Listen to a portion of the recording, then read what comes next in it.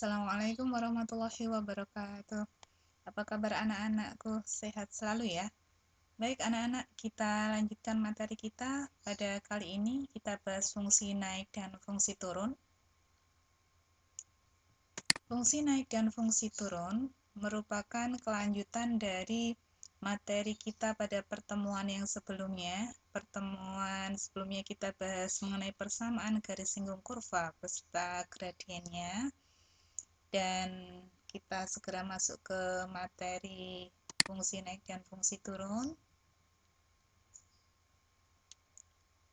Fungsi naik dan fungsi turun serta fungsi diam atau stasioner merupakan kondisi dari turunan pertama suatu fungsi pada suatu interval tertentu.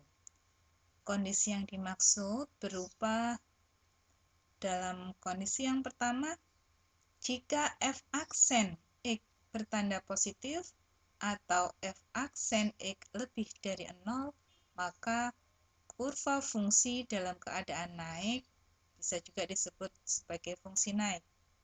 Kondisi yang kedua, jika f aksen X bertanda negatif atau f aksen X kurang dari 0, maka kurva fungsi dalam keadaan turun disebut juga sebagai fungsi turun. Pada kondisi yang ketiga, jika f aksen X bertanda netral atau dengan kata lain f aksen X sama dengan 0, maka kurva fungsi dalam keadaan tidak turun dan juga tidak naik atau disebut dengan kondisi stasioner, bisa juga disebut sebagai fungsi diam. Baik anak-anak, biar lebih paham, kita lihat ilustrasi kurva berikut ini. Kemudian berikan suatu fungsi Y sama dengan fx yang mana kurvanya kemudian ilustrasikan seperti ini. Kita lihatnya dari kiri ke kanan ya. Tampak pada kurva yang berwarna merah, bagian kurva yang berwarna merah. Kita cermati dari arah kiri menuju ke kanan. Di sini tampak kurva ini naik. Kita ingat garis singgung kurva. Garis singgung kurva di sini garisnya akan miring ke kanan dan itu menunjukkan gradiennya positif. Gradien positif berarti kita bisa simpulkan f aksen X lebih dari 0. Berikutnya anak-anak, kita lihat bagian kurva yang berwarna biru. Pada kurva yang berwarna biru di sini, kita ingat juga mengenai garis singgung kurva anak-anak. Garis yang menyinggung kurva ini akan miring ke kiri, gradiennya negatif, maka kita bisa tuliskan f aksen X kurang dari 0. Kita cermati di sini bagian kurva yang berwarna biru saat fungsi turunnya di interval mana, silakan dicermati di sini. Ya. Kita perhatikan kurva ini. Di sini ada kondisi tertentu di mana kurva itu tidak naik dan juga tidak turun, seperti yang ada di sini. Ya. Sama yang ada di bawah ini. Kondisi inilah yang disebut dengan kondisi yang stasioner atau kondisi diam, dan titiknya disebut dengan titik stasioner. Kita lanjut anak-anak.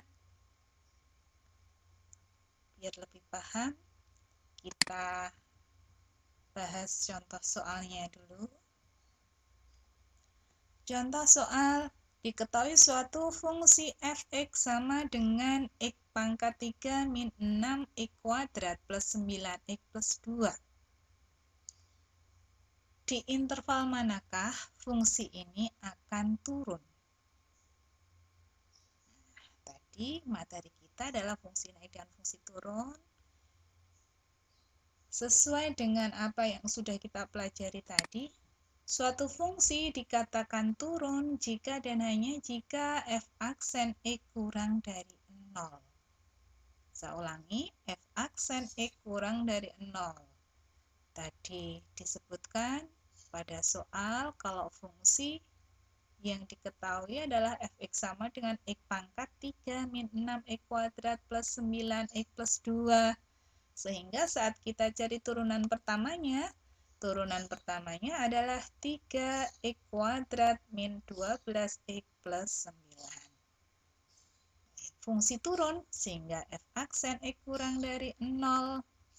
Sehingga kita punya bentuk seperti ini. Ini merupakan pertidaksamaan kuadrat. Masih ingat penyelesaiannya kan anak-anak? Jadi nanti kalau ada pertidaksamaan kuadrat, silahkan nanti kalau ada yang kita tentukan pembuat nol fungsinya. Ini kebetulan yang terbentuk di soal ini pertidaksamaan kuadratnya bisa difaktorkan. Jadi nanti kita tentukan dulu pembuat nol fungsinya. Ingat ya, setelah itu nanti kita buat garis bilangan, terus kita menentukan tandanya dan kita menentukan himpunan penyelesaiannya. Dan himpunan penyelesaiannya diperoleh 1 kurang dari X dan X kurang dari 3. Jadi di interval ini loh, fungsi fx sama dengan X pangkat 3 min 6x kuadrat plus 9x plus 2 akan turun. Jadi di interval ini fungsi akan demikian anak-anak ya.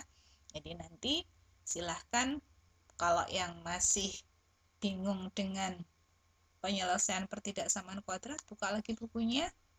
Kalau masih bingung lagi, bisa diskusi di Google Classroom atau silahkan tanya Japri ke WA Budian, boleh silahkan. Selanjutnya anak-anak biar lebih paham silahkan dicoba dulu soalnya. Ada beberapa soal untuk latihan. Ada 3 soal. Silahkan diselesaikan, dicoba. Kemudian tunggu jawaban kalian. Kirim ke Google Classroom boleh. Kirim ke WA Budian juga boleh. Silahkan dikerjakan. Selamat belajar. Semangat selalu. Dan sehat selalu.